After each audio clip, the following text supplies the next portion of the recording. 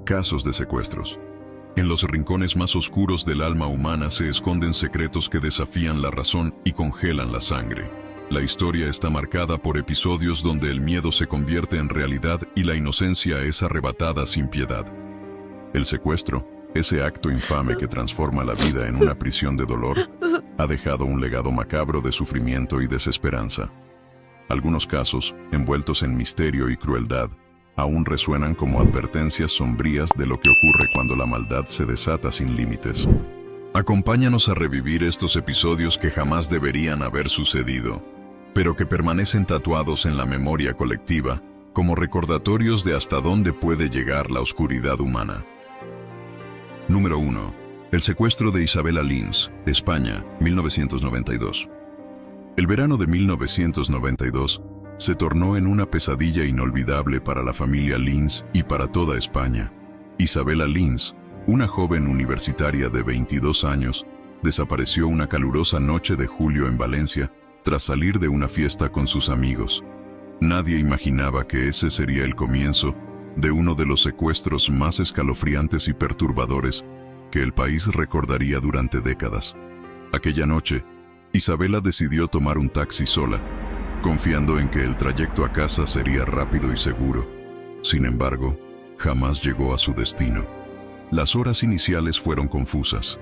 Sus amigos asumieron que estaba en casa y su familia pensó que se había quedado a dormir con alguna amiga.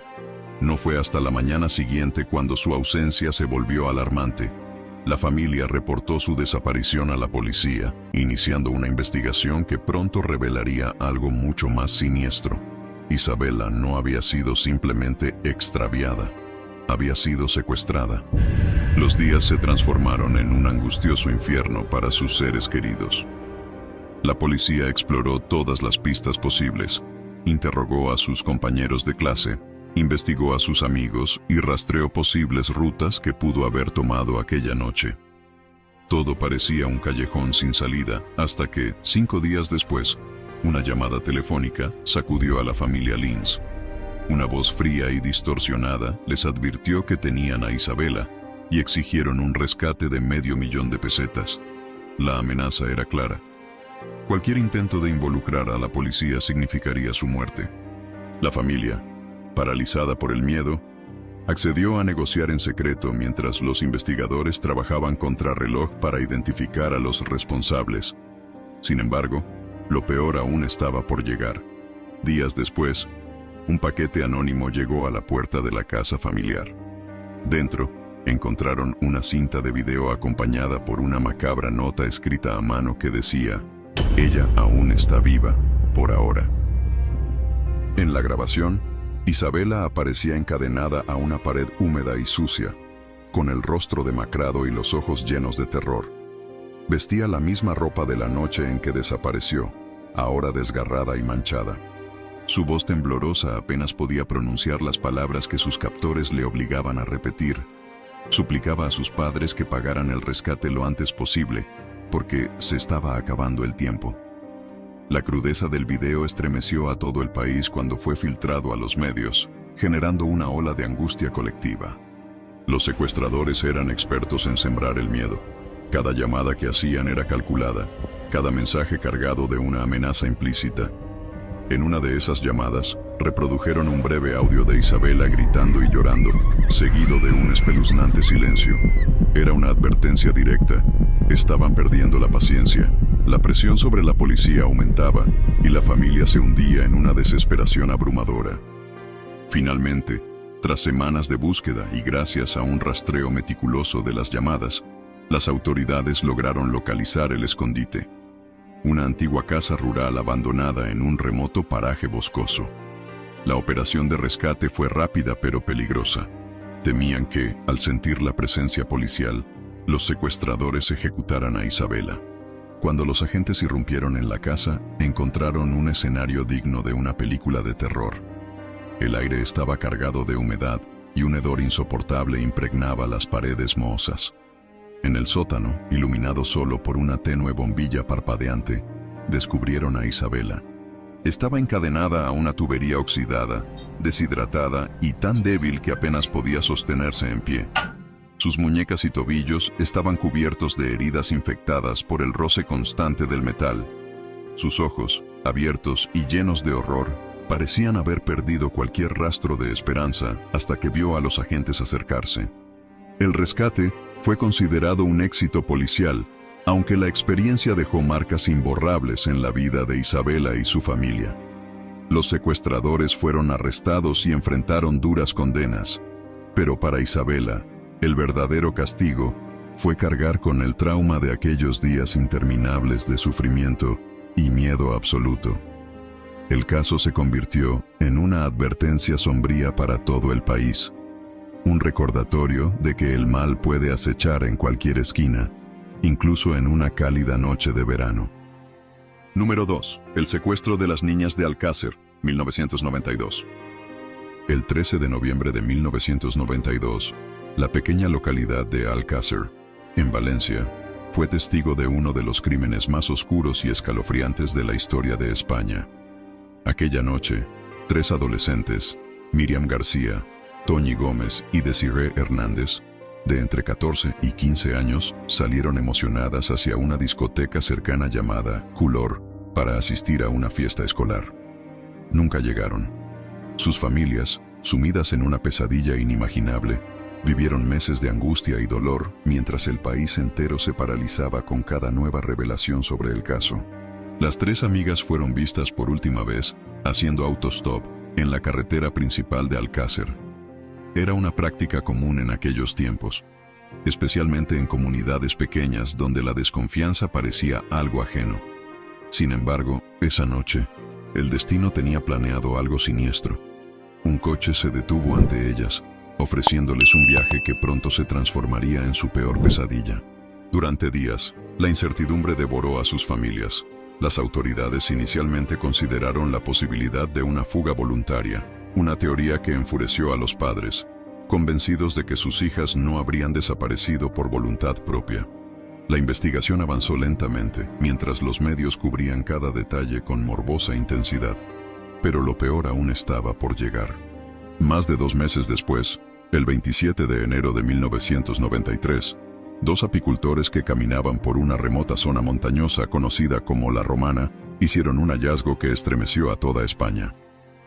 Entre arbustos y tierra removida, encontraron un improvisado y macabro entierro. Los cuerpos de Míriam, Toñi y Desiree estaban enterrados en una fosa poco profunda, envueltos en mantas sucias y atados con cuerdas desgastadas. Sus cadáveres mostraban signos de una brutalidad inimaginable, evidencias de tortura prolongada y abusos que ningún ser humano debería soportar. Los forenses revelaron que las niñas habían sufrido una tortura sistemática que se prolongó durante horas, tal vez días. Sus rostros aún reflejaban el pánico de sus últimos momentos, sus cuerpos desfigurados por golpes y heridas múltiples. El informe de la autopsia describía escenas dignas de una pesadilla, huesos fracturados, quemaduras y marcas de ataduras que hablaban de un sufrimiento inhumano. La investigación pronto se centró en 2 nombres que se grabarían para siempre en la memoria colectiva del país: Antonio Anglés y Miguel Ricard. Ricard fue detenido rápidamente, pero Anglés logró escapar en circunstancias confusas y jamás fue capturado.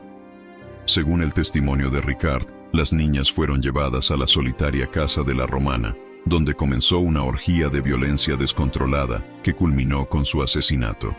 El juicio de Miguel Ricard se convirtió en un espectáculo mediático, plagado de irregularidades, teorías conspirativas y detalles espeluznantes que dejaron a la sociedad española sumida en el horror y la desesperanza.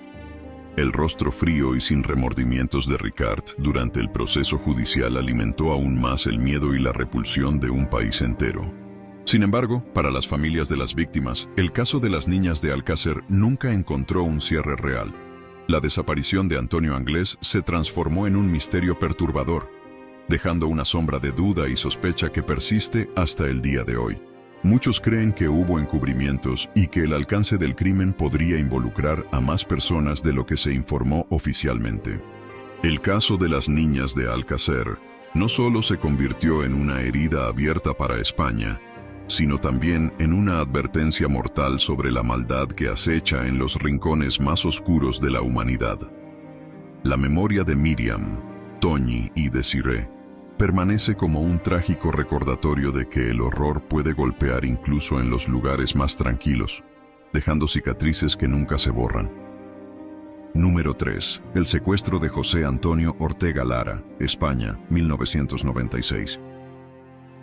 El 17 de enero de 1996, España fue testigo de uno de los secuestros más prolongados y sobrecogedores de su historia reciente. José Antonio Ortega Lara, funcionario de prisiones, fue secuestrado por la organización terrorista ETA y sometido a un cautiverio inhumano que se extendió por 532 días. Lo que comenzó como una operación de secuestro para presionar políticamente al gobierno español se convirtió en una pesadilla de sufrimiento y desesperanza que marcó para siempre la vida de Ortega Lara y la memoria colectiva del país. Esa fatídica noche, Ortega Lara regresaba a su casa en Burgos después de su jornada laboral habitual. Como era su costumbre, estacionó su automóvil en el garaje comunitario del edificio donde vivía con su familia. Fue entonces cuando un grupo de miembros de ETA, que había estado vigilándolo durante semanas, ejecutó su macabro plan. Lo esperaban ocultos, listos para actuar. Cuando Ortega Lara cerró la puerta del garaje, fue interceptado y reducido con extrema violencia. A punta de pistola, lo maniataron y lo obligaron a subir a una furgoneta que desapareció rápidamente en la fría y oscura noche. La operación había sido meticulosamente planeada. Lo llevaron a una vivienda rural apartada en Mondragón, donde habían construido un zulo subterráneo diseñado específicamente para ocultarlo durante meses o incluso años. El escondite era un pequeño habitáculo de menos de 3 metros cuadrados, con techos bajos y paredes de cemento húmedo y mohoso. No tenía ventanas ni ventilación adecuada. La única luz provenía de una bombilla desnuda que apenas iluminaba el opresivo espacio, convirtiéndolo en una tumba viva. Los primeros días fueron una pesadilla insoportable. Ortega Lara fue encadenado de pies y manos y obligado a permanecer en completa oscuridad durante largos periodos. Sus captores apenas le dirigían la palabra. Solo le entregaban comida racionada y le permitían asearse ocasionalmente con un cubo de agua helada. El frío era constante y paralizante, y la humedad del sótano convertía el aire en una mezcla sofocante de moho y desesperación. Cada día que pasaba se convertía en un tormento psicológico insostenible. Los terroristas intentaron deshumanizarlo por completo. No solo lo mantenían aislado, sino que también manipulaban sus emociones con amenazas de muerte constantes. Le decían que su familia lo había olvidado y que jamás volvería a ver la luz del día. La soledad se convirtió en su peor enemiga, acompañada por el eco constante de sus propios pensamientos. Durante semanas y meses, Ortega Lara se enfrentó a su propia cordura, intentando no sucumbir al abismo de la desesperación.